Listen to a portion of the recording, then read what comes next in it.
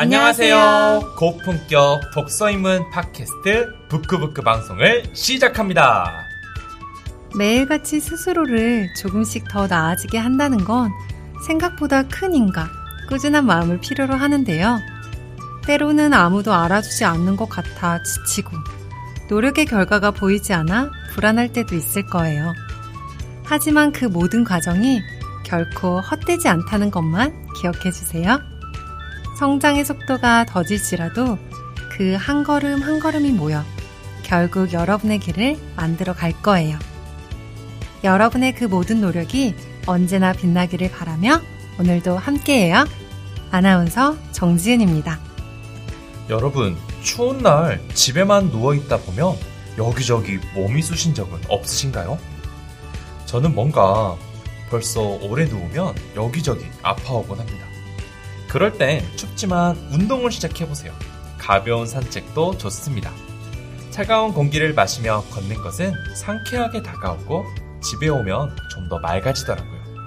대신 옷은 따뜻하게 입으셔야 돼요. 안녕하세요. 여러분의 상비약 아나운서 장진혁입니다.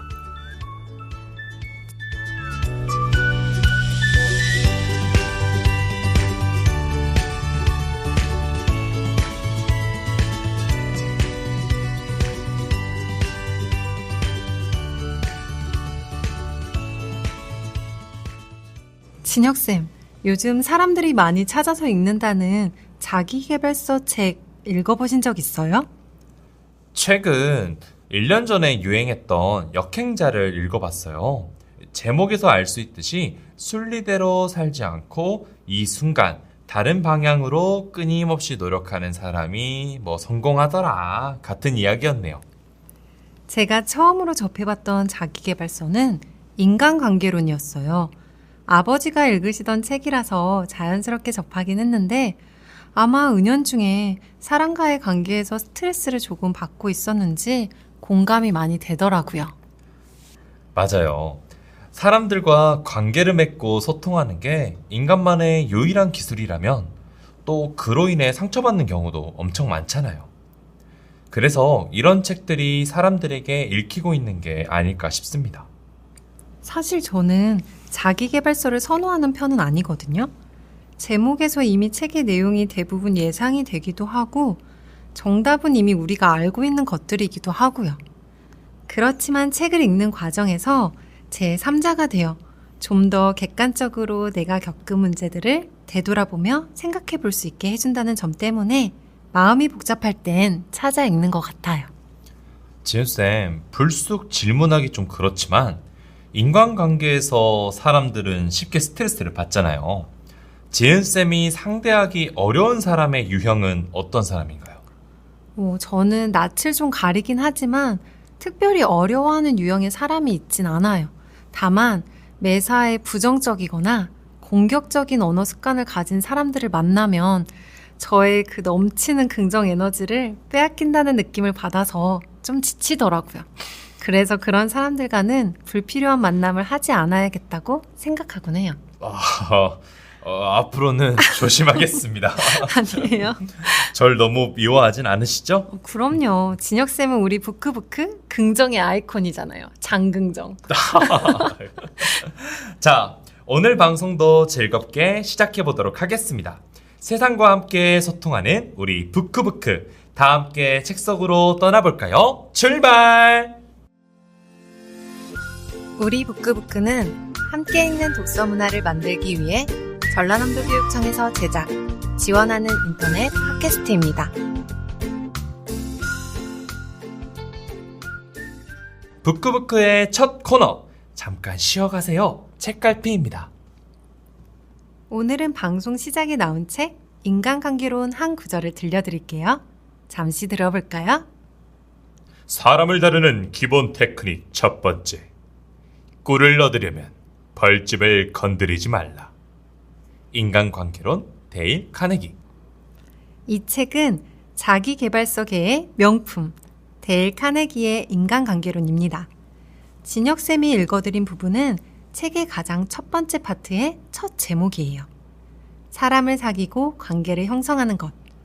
흔히 처세술이라고도 하는데 이 책은 인간관계를 건강하게 하기 위한 방법을 우리에게 제시해 줍니다. 그중 첫 번째로 알려주는 것이 바로 저 문장. 꿀을 얻으려면 벌집을 건드리지 말라입니다. 작가님은 교사, 세일즈맨으로서 수많은 실패를 경험하고 그간 경험을 바탕으로 책을 쓰셨는데 첫 파트부터 강렬하죠. 오늘 읽어드린 부분을 간단하게 요약해보자면 꿀, 즉 인간관계에서 원하는 것이 있다면 사람들에 대한 비난, 불평을 참을 필요가 있다는 것입니다.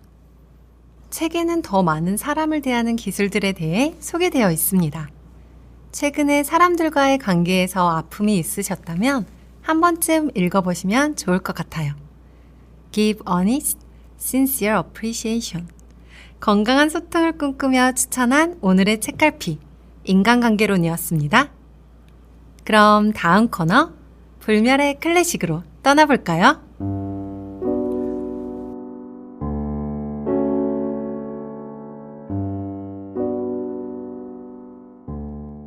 고전 인문을 통해 고전의 가치를 익히고 더 나아가 우리 현재의 삶 속 문제를 해결한다. 불멸의 클래식 빠바바밤. 오늘 선정한 책은 무엇일까요? 폭력은 어떻게 발생하고 어떤 결과를 가져올 수 있는가? 불멸의 클래식 6번째 작품은 하일리 벨의 카타리나 블룸의 잃어버린 명예입니다. 그럼 불멸의 클래식의 연주 속으로 떠나보시죠.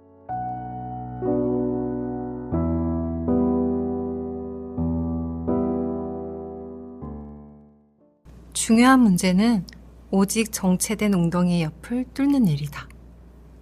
정체된 웅덩이에 어설프게 생겨난 둑을 뚫어 물이 빠지게 하거나 흐르게 하는 작업이 중요하다. 작품 카타리나 블룸의 잃어버린 명예 속 한 구절입니다. 이 작품은 기자 살인 사건을 다룬 이야기로 시작하여 언론과 보이지 않는 폭력에 대해 이야기하는 작품인데요. 작품 줄거리를 간단하게 소개해 드릴게요. 1974년 2월 24일, 뉴스 기자가 살해당하는 사건이 발생합니다. 한 여자가 살인 사건의 범인이 본인이라며 자백을 하는데요.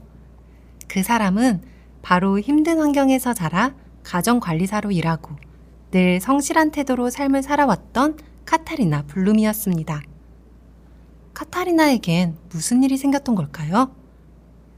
책은 카타리나에게 있었던 약 5일여의 이야기를 들려줍니다. 20일 저녁, 카타리나는 괴텐이라는 남자를 파티에서 만나게 됩니다.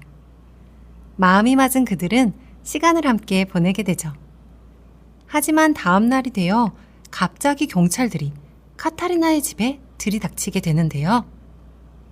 사실 괴텐이 다양한 범죄를 저질러 경찰에게 수배를 받던 사람이었던 거죠. 경찰은 카타리나에게 도피를 도운 것이 아닌가 의심하며 그녀를 신문하게 됩니다.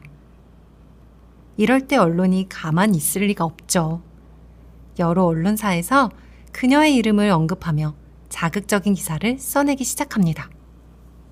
그리고 결국 카타리나는 기자 테르게스를 죽이게 됩니다.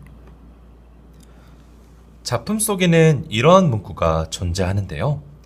이 이야기에 나오는 사건은 자유롭게 꾸민 내용이다.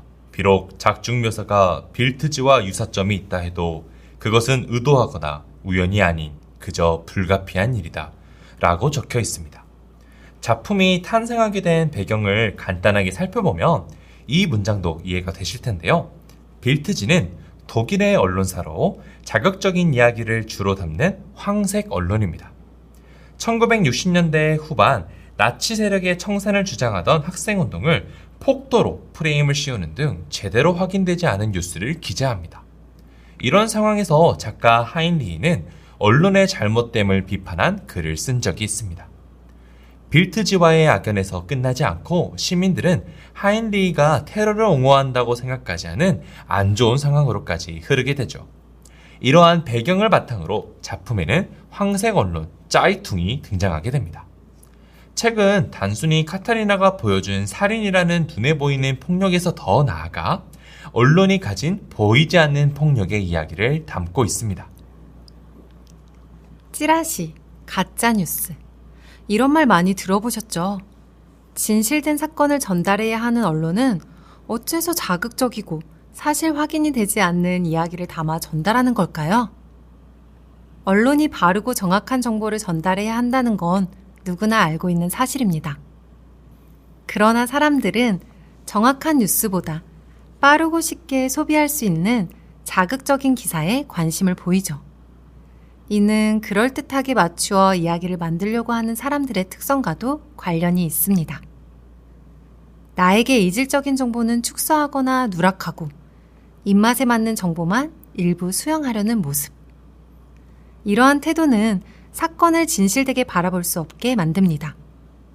이렇게 만들어진 뉴스는 사람들에게 악의는 없다는 합리화와 함께 재밌는 스캔들로 소비되게 됩니다. 작품 속에서 시민들이 카타리나에게 욕을 하는 장면도 역시나 같은 맥락으로 볼 수 있는 거죠. 그렇다면 이런 상황에서 우리가 해야 할 일은 무엇일까요? 가짜뉴스에 대한 무분별한 수용이 아닌 스스로 판단하고 사고하는 것. 바로 언론을 건강하게 이용하는 방법을 알고 행동해야 하지 않을까요? 뉴스의 수준은 시청자의 수준이다라는 말이 있다고 합니다. SNS, 1인 미디어 등의 발달로 개인이 뉴스를 만들어 배포할 수 있는 생산자이자 소비자가 된 지금. 여러분은 앞으로 어떻게 행동하실 건가요? 이상 11월 불멸의 클래식, 카타리나 블룸의 잃어버린 명예였습니다. SNS가 발달한 지금의 시대는 우리를 뉴스 수용자가 아닌 생산자로 만들어 주었습니다. SNS에 작은 글 하나는 진실이 되어 세상을 휘젓는 상황이 실제로도 존재하기도 하죠. 이번 작품은 언어를 넘어선 언론이 가지는 힘, 그리고 그 언론을 이용하는 우리 인간들이 지녀야 할 태도에 대해서 이야기해주는 작품이라 생각되네요. 개인이 뉴스를 만들어 배포할 수 있는 시기인 만큼 우리 스스로 사건을 진실되게 바라보는 눈을 키우는 것이 큰 숙제가 아닐까 싶습니다.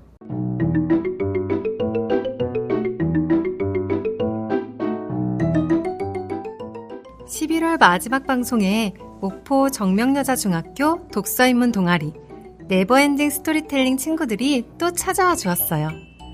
지난 6월 방송에 이어 두 번째 방문인 동아리 친구들이 오늘은 여러분을 위해 어떤 이야기를 준비했을까요? 그럼 다 같이 함께의 북구로 떠나볼까요?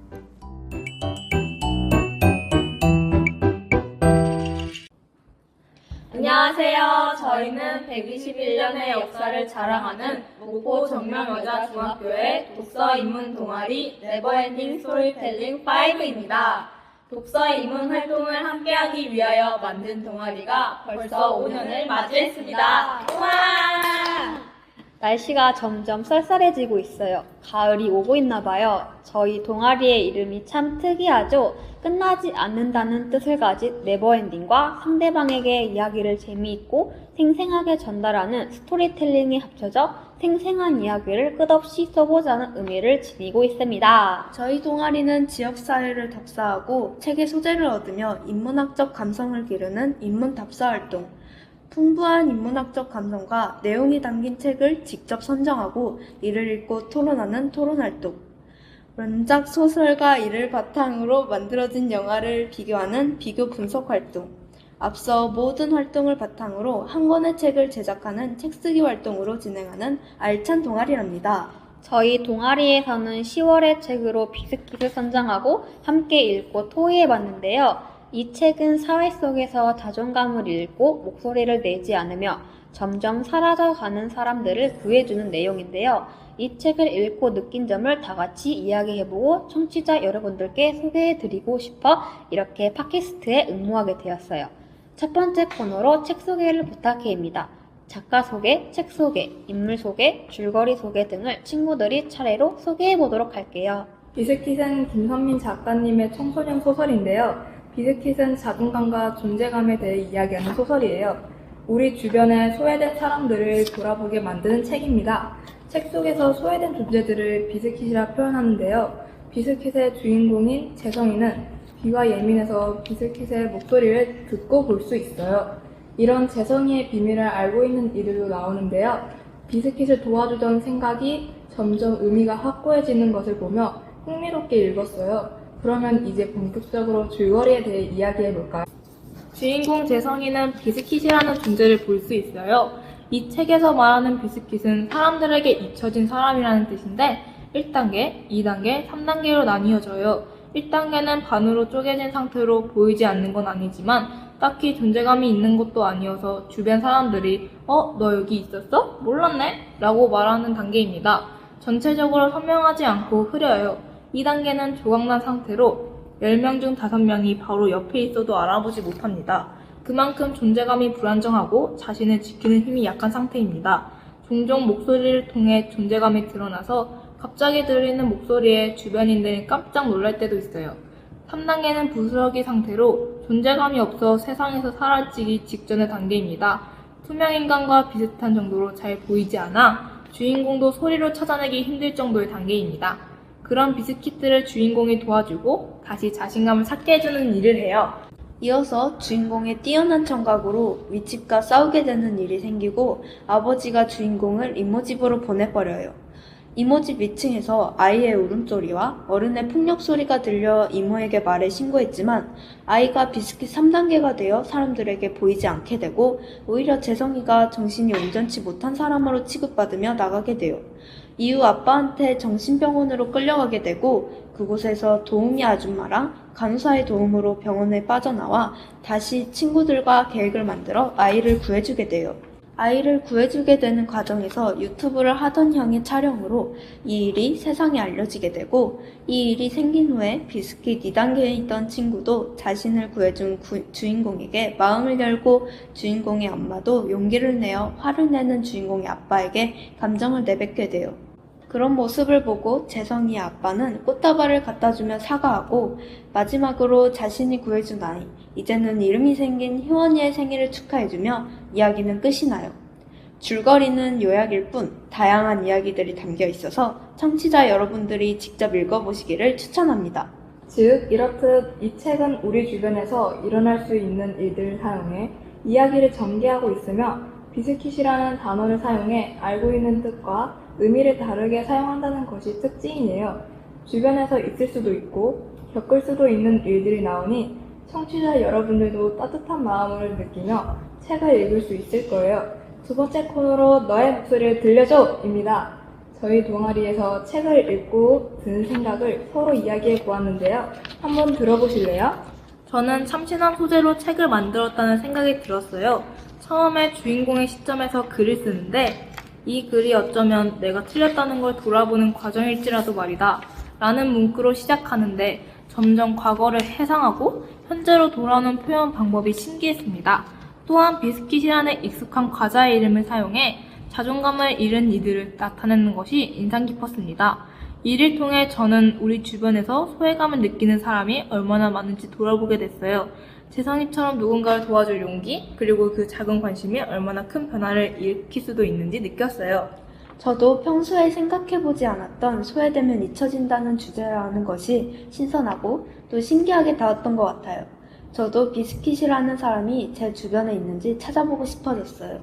그리고 그런 사람들에게 먼저 다가가는 게 정말 중요하다고 느껴졌어요.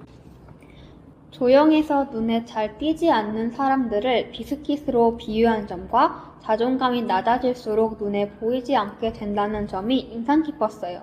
보통 눈에 보이지 않는 존재를 귀신으로 표현하는 경우가 많은데 귀신과 같은 존재가 아닌 사람에게 소외당하면서 점점 눈에 보이지 않게 되었다는 차이로 구분되었다는 것도 신기하기도 했어요. 책을 읽고 난 후 내 주위에도 비스킷 같은 친구가 있을까? 나라면 주인공처럼 비스킷이 되어가고 있는 친구에게 다가가 자존감을 채워줄 수 있을까? 라는 생각이 들기도 했어요. 서로의 이야기를 들어보았는데요. 여러분, 이 내용을 듣고 여러분들의 주변에도 비스킷 같은 존재들이 있는지 한번 둘러보는 것이 어떨까요? 말 한번 걸어보는 것이 그 친구에게는 큰 변화가 올 수도 있어요. 이 방송을 듣는 분들도 용기를 가졌으면 좋겠어요. 세 번째 코너로 당신도 비스킷인가요? 입니다. 책에 나오는 비스킷처럼 소외되었던 경험이나 자존감을 잃어버렸던 경험을 말해보는 시간이에요. 차례대로 말해볼까요? 저는 초등학교 때 홀수무리로 다녔던 때가 있었어요. 그때 저는 무리해서 혼자 다니곤 했었는데요. 그런 이유로 저는 애들이 절 싫어하나? 고민도 많이 하면서 자존감도 많이 낮아졌어요. 하지만 다른 친구들의 도움으로 다시 자존감을 찾고 고민도 하지 않게 됐죠. 전 친구들과 함께 공부하며 성적을 올리려고 노력을 하고 공부를 열심히 했지만 저의 친구들이 더 공부를 잘하고 점점 시험을 볼수록 왜 공부를 하는지 모르겠고 친구들이 더 잘하니 자존감이 많이 떨어지고 힘이 없어지니 학교에서도 자리에만 앉아있고 그랬던 기억이 있어요. 하지만 친구들이 제 자리로 찾아오면서 말을 걸어주고 제 기분을 좋게 해주려고 하는 모습을 보고 다시 웃음을 되찾았던 경험이 아직도 남아있어요. 자존감은 주위 환경의 영향을 많이 받는 것 같아요.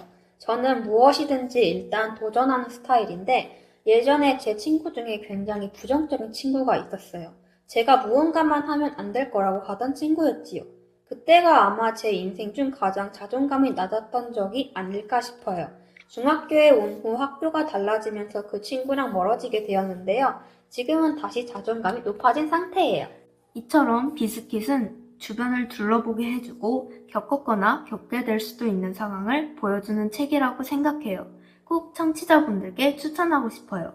마지막 네 번째 코너로 책 한 입 비스킷 한 조각입니다. 즉, 이 책을 읽고 인상 깊었던 구절을 소개해드리는 시간이에요. 먼저 저부터 말씀드릴게요. 저는 178페이지에서 악인은 자신만 옳다고 여기는 사람이기 때문이란다. 제가 악인이란 말이에요? 악인이 될 수도 있겠지. 적어도 너만 옳다고 생각한다는 말이다. 라는 이 대화가 주인공에게 자신이 행하고 있는 행동에 대해 다시 한번 생각해보고 의미를 깨닫게 해주는 구절이라 생각해 기억에 남았어요. 제가 가장 기억하는 구절은 217페이지에 우리는 매일 스스로를 지켜내기 위해 힘껏 노력하지만 꾹꾹 눌러 담았던 쓸쓸한 마음이 어쩔 수 없이 왈칵 쏟아지는 날이 있다. 그런 날에는 아무리 강한 사람이라도 모습이 희미하게 깜빡거린다. 그때 필요한 건 어디로 나아갈지 갈피를 잡지 못하는 아득함을 함께 바라보고 손잡아 줄 수 있는 누군가다. 이 문장이 저에겐 큰 의미로 다가왔어요. 힘들고 지칠 때가 많고 없어지고 싶다는 생각을 많이 하고 있던 제게 항상 웃게 만들어주는 친구들을 보면서 견디고 있다는 것처럼 아주 깊이 공감이 되는 말이었어요. 저에겐 221페이지에 있는 오늘은 휘원이의 첫 생일, 그리고 세상에서 마주치는 비스킷에게 응원을 전하는 첫날이다 입니다.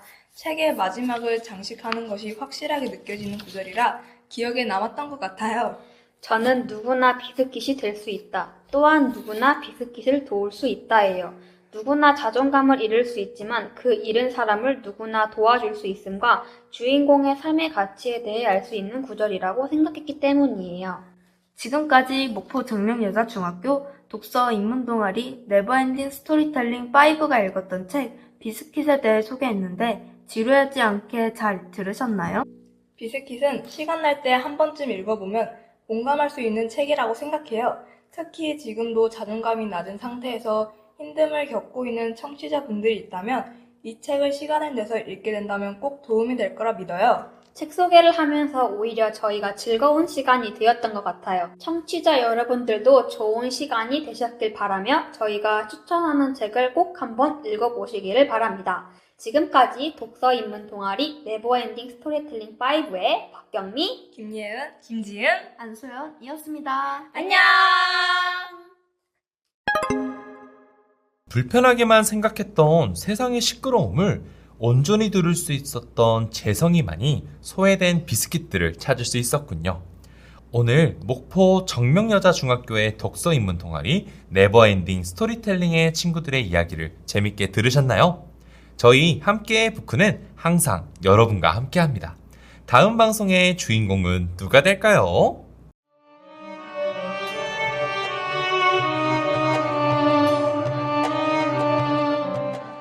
여러분, 11월 오디오북의 마지막이 찾아왔습니다. 너무 아쉬운 시간이에요.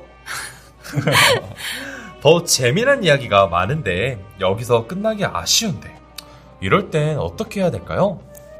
정답은 역시 책을 직접 읽어보시는 거겠죠? 지은쌤 혹시 티... 티는 아닌데 저도 이제 사야 된 티가 되는 걸까요? 지난 시간엔 알리바바와 40인의 도둑 이야기를 들려드렸었는데요. 알리바바는 현명한 시녀 모르기아나의 기지로 위험에서 벗어날 수 있었습니다. 후에 알리바바는 모르기아나를 며느리로 삼았다는 여담이 전해지고 있는데요. 자, 그렇다면 오늘 세헤라자드의 공주가 들려줄 이야기 함께 들어볼까요? 꿈과 환상의 나라 하면 떠오르는 문구이기도 합니다. 바로 신바트의 모험입니다. 신바트의 모험의 일부분으로 아라비안 라이트의 마지막 부분을 들려드리고 마무리해볼게요. 부끄부끄가 추천하는 이달의 책! 지금 들려드리겠습니다. 아라비안 나이.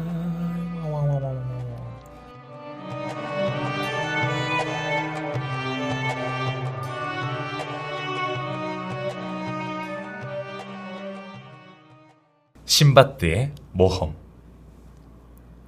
첫 번째 항해 이후 나는 평생을 바그다드에서 살기로 결심했어.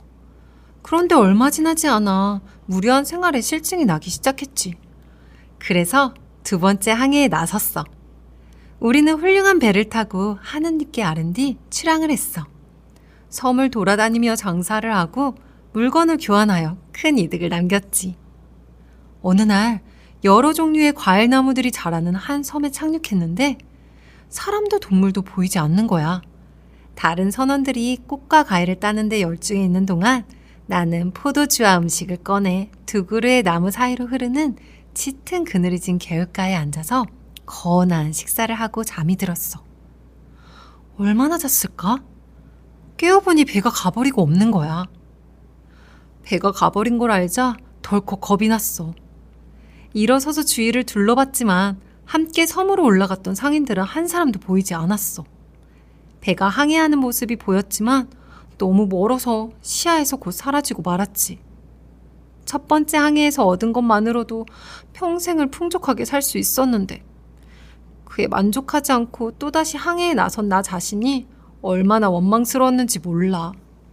하지만 후회해도 이미 소용없는 일이었어. 뭘 어찌해야 할지를 몰라서 높이 솟은 나무 꼭대기로 기어 올라가 혹시 희망을 가질 만한 것이 없나 하고 사방을 둘러보았지. 그런데 해가 저물 무렵 갑자기 하늘이 짙은 구름으로 뒤덮인 듯이 캄캄해지는 거야. 갑자기 주위가 어두워져서 깜짝 놀랐지?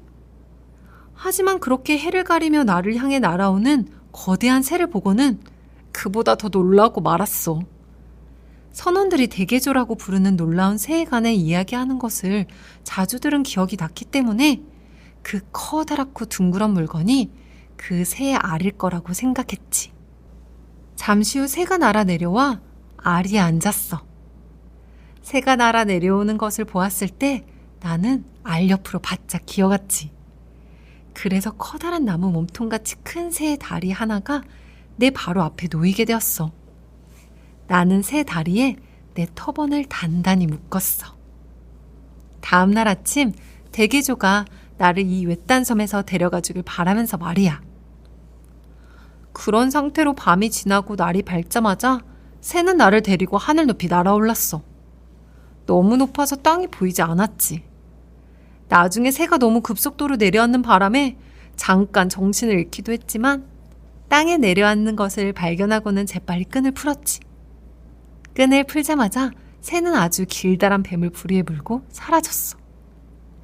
새가 나를 내려다 놓은 것은 사방이 산으로 둘러싸여 있었어.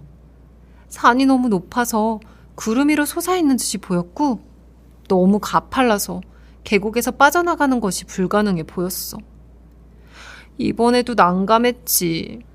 새가 날 이곳으로 데려오기 전에 있었던 외딴 섬이나 여기나 다를 바가 없었으니까. 나는 낮 동안 계곡을 돌아다니며 좁은 장소가 나타나면 쉬었어. 그리고 밤이 되자 안전하게 쉴 수 있는 동굴로 들어가 낮고 좁은 동굴 입구를 커다란 돌로 막아 뱀들이 들어오지 못하게 했어. 하지만 그 와중에도 주위에서 뱀들이 계속해서 씩씩거리는 바람에 무서워서 부들부들 떨었지. 그러다가 앉아서 쉬었는데 걱정이 태산 같은데도 밤새 한 잔도 못 잔터라 음식을 조금 먹은 후에 잠에 골아 떨어지고 말았어. 그런데 눈을 감기가 무섭게 쿵 하고 내 옆에 뭔가 떨어지는 소리에 잠에서 깨었지. 커다란 생고기 덩어리였어. 그와 동시에 여기저기 바위에서 또 다른 고기들이 떨어져 내렸지. 선원들과 상인들이 다이아몬드 계곡에 대해 이야기하면서 그곳에 다이아몬드를 가져올 수 있는 방법에 대해 얘기할 때 나는 늘 꾸며낸 이야기라고 생각했어. 그런데 이제 보니 그들의 말이 사실이었던 거야. 그들이 말하기를 독수리들이 새끼를 낳을 때쯤이면 상인들이 이 계곡 근처에 와서 큰 고깃덩어리를 계곡에 던진다는 거야. 그러면 고깃덩어리에 뾰족한 다이아몬드가 박히게 되지. 이 지역 독수리들은 어느 곳보다도 힘이 세기로 유명한데 그 독수리들이 힘껏 고깃덩어리를 낚아채 올려서 어린 새끼들에게 먹이려고 가파른 벼랑에 있는 둥지로 가져간다더군. 그러면 상인들이 둥지로 달려가서 고함을 질러 독수리들을 쫓은 다음 거기에 박혀있는 다이아몬드를 가져온다는 것이었지. 그때 그 무덤과 같은 곳에서 빠져나올 좋을 생각이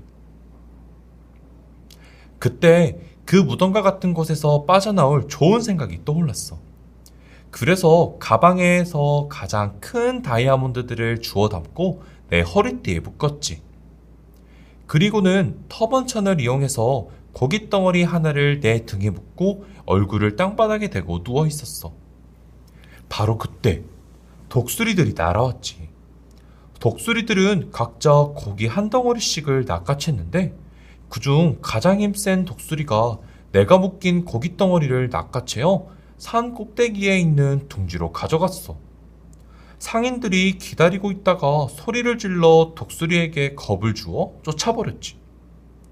독수리들이 사냥감을 떨어뜨리고 사라지자 한 상인이 내가 있는 둥지로 왔는데 나를 보고 소스라치게 놀라는 거야.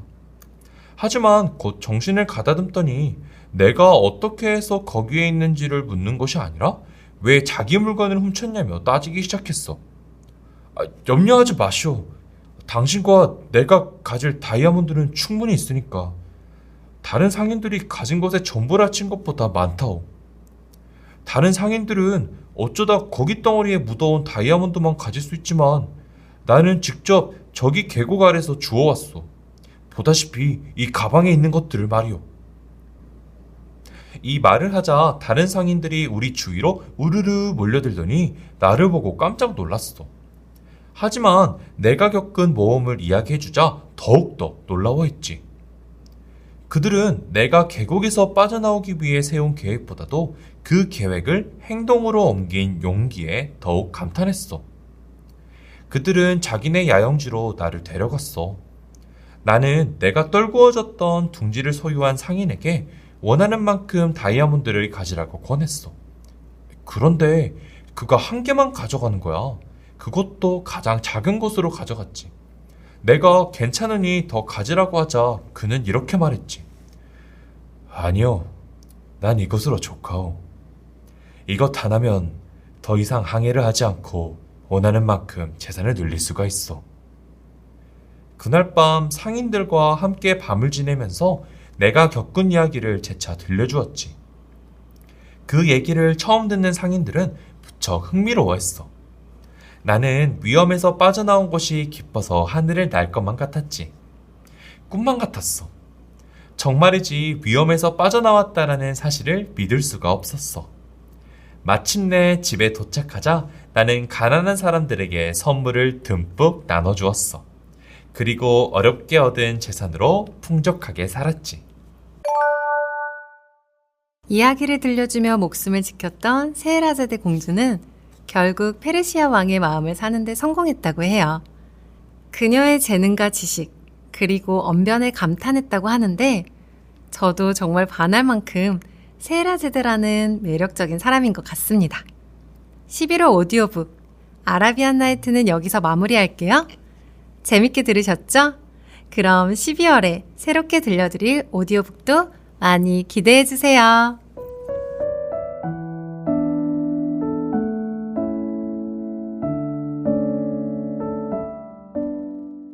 양날의 검. 무언가를 자르거나 무기가 되는 검 중 양쪽으로 날이 서 있는 검을 부르는 말이죠. 우리는 이 낱말을 단순히 검을 지칭하는 데 그치지 않고 격언처럼 사용하기도 합니다. 긍정적인 면과 부정적인 면 모두가 있는 경우라든지 사용하기에 따라 득이 되기도 해가 되기도 할 때 우리는 이 말을 사용해요. 11월, 우리가 함께 이야기 나눴던 언어 역시 양날의 검과 같습니다. 따뜻한 위로를 건네는 사람과 철천지 원수가 되는 것은 정말 딱 한 끗 차이거든요. 저도 공감합니다.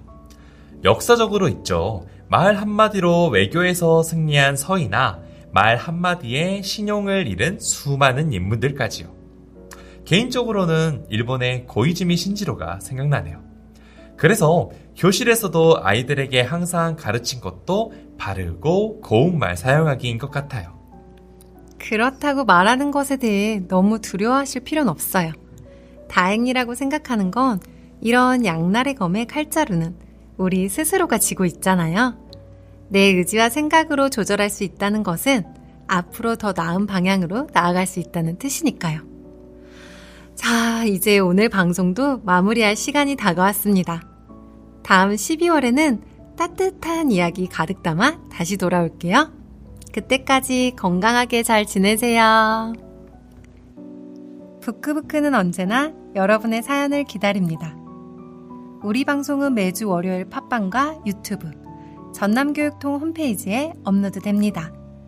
팟빵의 부끄부끄, 유튜브의 전남교육 나우.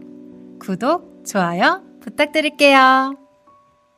지금까지 작가 김주선, 이솔비, PD 김성희, 저는 아나운서 정지은, 아나운서 장진혁이었습니다. 모두 감기 조심하세요. 그럼 안녕. 바이바이. 안녕.